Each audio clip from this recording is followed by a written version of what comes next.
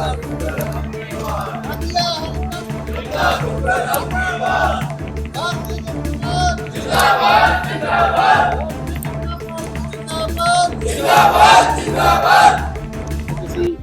ਸੁਨੀਤਾ ਦੁੱਗਲ ਜੀ मैदान च की लग रहा ਤੁਹਾਨੂੰ?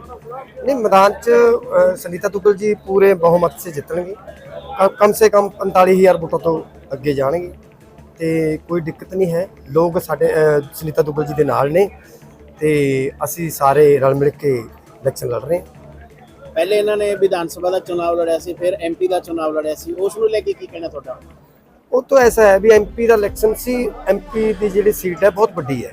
3,20,000 हाँ, 3,20,000 वोटां ਨਾਲ ਜਿੱਤੇ ਸੀ। ਉਹ ਵੀ ਵੱਡੀ ਸੀਟ ਸੀ। ਲੋਕਾਂ ਨੂੰ ਇਹ ਸੀ ਵੀ ਦੁੱਗਲ ਜੀ ਇੱਥੇ ਨਹੀਂ ਆਏ, ਉਹ ਨਹੀਂ ਆਏ, ਕਿਸੇ ਦੇ ਭੋਗ ਤੇ ਨਹੀਂ ਆਏ, ਫਲਾਨਾ ਨਹੀਂ ਹੋਇਆ। ਉਹ ਸਭ ਬਕਾਵੇ ਸੀ, ਕਿਉਂਕਿ ਇਸ ਸੀਟ ਦੇ ਉੱਤੇ ਜਦੋਂ ਲੰਮੀ ਸੀਟ ਦੇ ਉੱਤੇ ਆਣਾ ਜਾਣਾ ਬਹੁਤ ਵੱਡੀ ਚੀਜ਼ ਹੈ।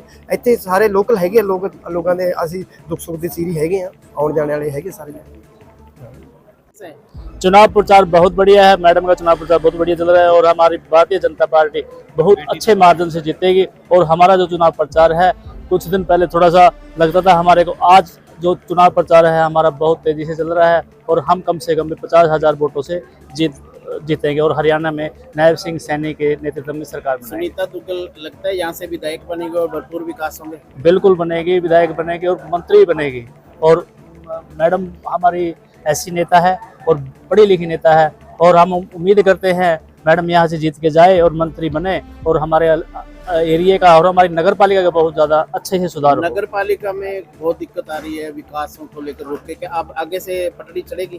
बिल्कुल चढ़ेगी। मैडम अगर जीतती है और मंत्री बनती है तो हम कोशिश करेंगे। मैडम का भी यही ध्येय है कि शहर का जो विकास है वो बड़े अच्छे तरीके से शहर का विकास हो और लोगों को किसी तरह की कोई परेशानी ना हो।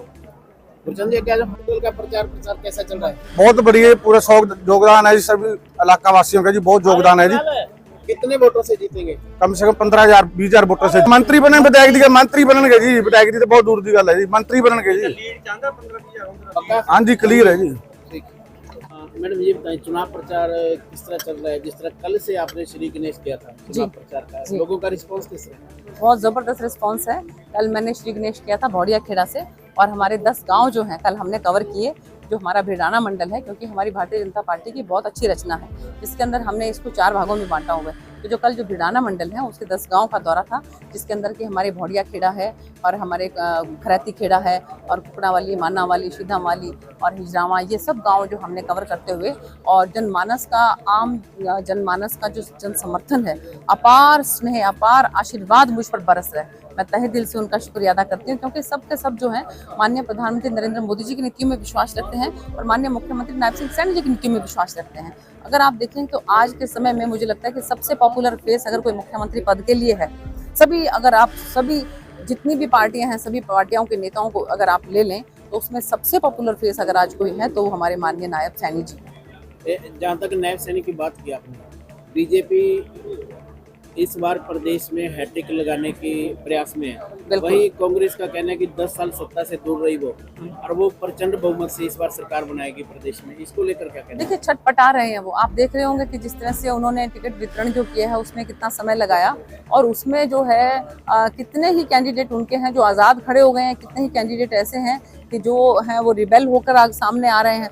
तो मुझे लग रहा है कि जिस तरह की जो राजनीति कांग्रेस पार्टी के अंदर हो रही है सत्ता को प्राप्त करने के लिए, उसको आम जनमानस बहुत भली भांति जानता है और इसीलिए मुझे पूरी उम्मीद है कि आम जनता जो है वो हमारे साथ से और पूरे उत्साह के साथ, जोश के साथ हमें जो है तीसरी बार फिर से भारतीय जनता पार्टी की सरकार बनाएगी, हमारी सरकार बनाएगी। तिहाड़ जेल से अरविंद केजरीवाल जेल से आए हैं जी, और आज उन्होंने घोषणा की कि 2 दिन बाद वो अपने मुख्यमंत्री पद से इस्तीफा देंगे जी।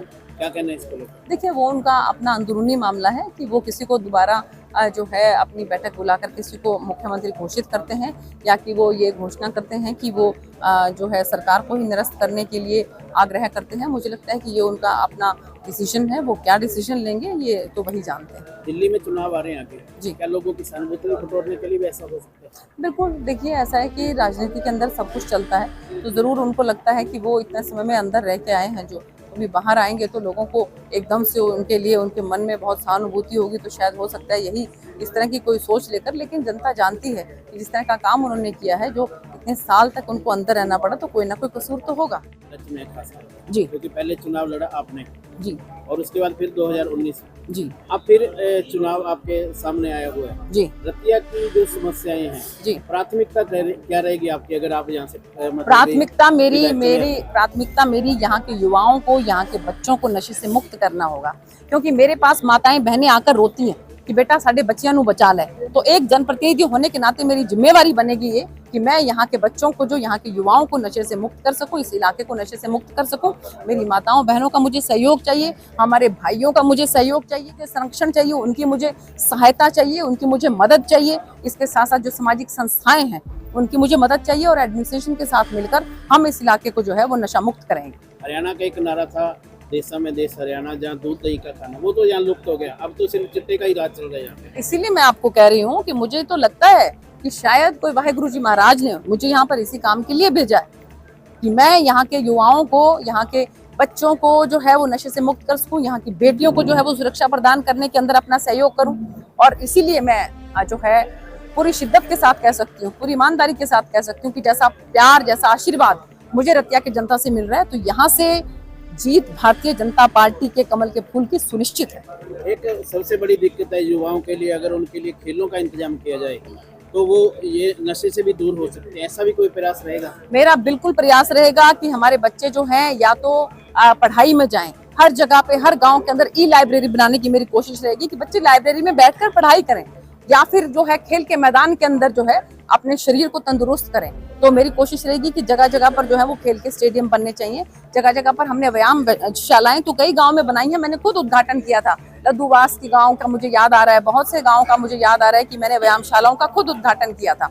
और इसके साथ साथ हमारे बच्चे खेल कूद में लगे, और इसके साथ साथ मेरी कोशिश ये भी रहेगी कि यहाँ पर कोई ना कोई ऐसा रोजगार का साधन जो है बच्चों के लिए उपलब्ध हो, ताकि हमारे युवा जो है या तो खेलों में टाइम लगाएं, या पढ़ाई में टाइम लगाएं, या फिर किसी न किसी रोजगार में टाइम लगाएं। मुकाबला किससे मानते हैं? कोई मुकाबला किसी से भी नहीं मानती हूँ। मुकाबला जो है वो दूसरे और तीसरे और चौथे नंबर के लिए जिनका होगा उनका होगा। यहाँ तो दौड़ जो है वो ये है कि कितने ज्यादा, कितने भारी मतों के साथ यहाँ की जनता मुझे जिताकर विधानसभा समर्थन दिए कांग्रेस प्रत्याशी जरनैल सिंह को, क्या मानना है इसको लेकर? देखिए, ऐसा है कि 2-4 अगर सरपंच भाई उनके साथ जाकर खड़े हो भी गए हैं, तो मुझे नहीं लगता कि ऐसा कोई इससे पूरी रतिया जनता जो है वो प्रभावित हो जाएगी। क्योंकि उन्हीं में से ही कुछ सरपंच भाइयों का जो है वो मुझे भी फ़ोन आया है कि बहन जी, हम जो है यहाँ पर हमें मान सम्मान नहीं मिल रहा है और हम आपके पास आना चाहते हैं। तो मुझे लगता है कि जो कुछ लोग इस बात की जिम्मेवारी ले लेते हैं कि हम जो है पूरे के पूरे गांव के वोट आपकी तरफ दिलवा देंगे, तो ये एक बहुत बड़ी गलतफहमी होती है। क्योंकि जनता जनार्दन होती है, जनता जो है जिसको अपना समर्थन देना चाहती है, जनता उसी को समर्थन देती है। और जनता जो है वो ये बात जरूर देखना चाहेगी कि उनके इलाके का जो जनप्रतिनिधि है वो उनके बच्चों के लिए क्या काम करना चाहता है, युवाओं के लिए क्या काम करना चाहता है, बच्चियों के लिए क्या काम करना चाहता है। तो मेरी कोशिश यही रहेगी कि मैं जो अपनी रतिया की जो जनता है, यहाँ के युवाओं के लिए जो है वो जगह जगह पर पूरे गांव के अंदर जो है वो ई लाइब्रेरी खुलवाऊं, यहाँ पर व्यायामशालाएं बनवाऊं, जिम बनवाऊं, ताकि हमारे बच्चे जो हैं वो नशे से दूर रह सकें, हमारी जो बेटियां हैं उनको सुरक्षा मिल सके, और इसके साथ साथ इस इलाके का भरपूर विकास हो। तो ये मेरी कोशिश रहेगी। और इन्हीं बातों को ध्यान में रखते हुए, इन्हीं मुद्दों को ध्यान में रखते हुए मुझे पूरी उम्मीद है कि हमारी रतिया की जनता जो है वो माननीय मुख्यमंत्री नायब सिंह सैनी जी, जो कि मुझे लगता है कि पूरे हरियाणा के जो हैं जितने भी नेता हैं उन सब में सबसे लोकप्रिय मुख्यमंत्री के रूप में अगर कोई चेहरा है तो नायब सिंह सैनी जी का है। तो उनके नेतृत्व में तीसरी बार फिर से यहाँ पर भारतीय जनता पार्टी की सरकार बनेगी। बीजेपी हरियाणा में हैट्रिक लगाएगी? जरूर लगाएगी, और रतिया की जनता जो है वो मुझे आशीर्वाद देगी और मुझे भी विधानसभा पहुंचाने का काम करेगी।